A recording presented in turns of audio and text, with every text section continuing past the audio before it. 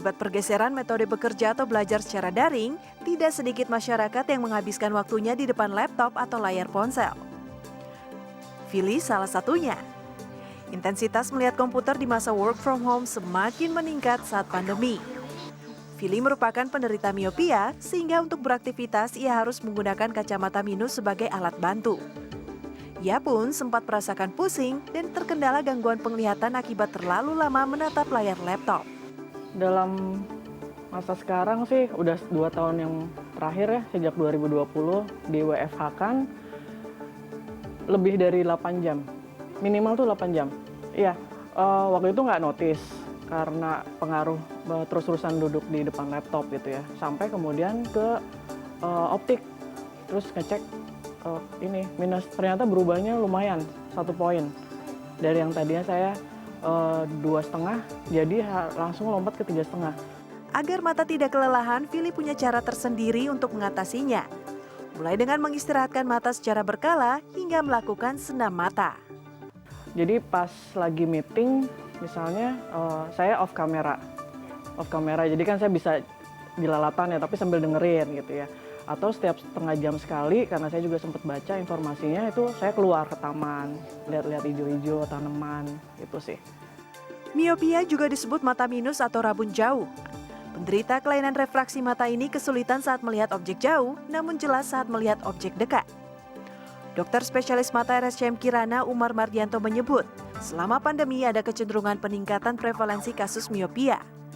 Hingga saat ini belum ada cara untuk mengurangi miopia, namun tingkat keparahan penyakitnya dapat diperlambat.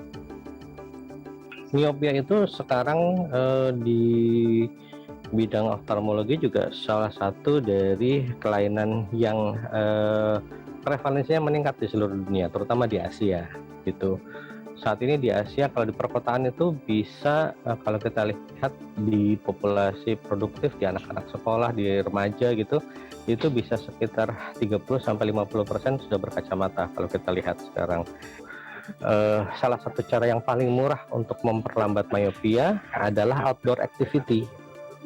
Jadi dikatakan bahwa 2 jam outdoor activity per hari itu sudah bisa menjadi salah satu faktor prediktor untuk memperlambat penambahan miopia.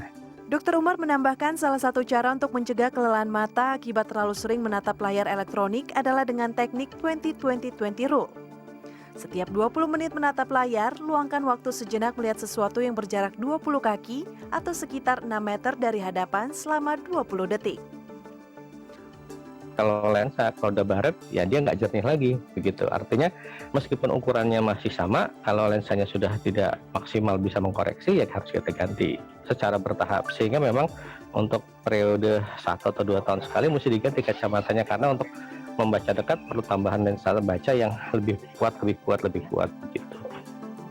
Hal lain yang harus diperhatikan bagi orang yang kerap berkonsentrasi tinggi di depan layar perangkat elektronik adalah mengatur jarak penggunaan gawai sekitar 40 cm dan mengatur tingkat kenyamanan cahaya layar.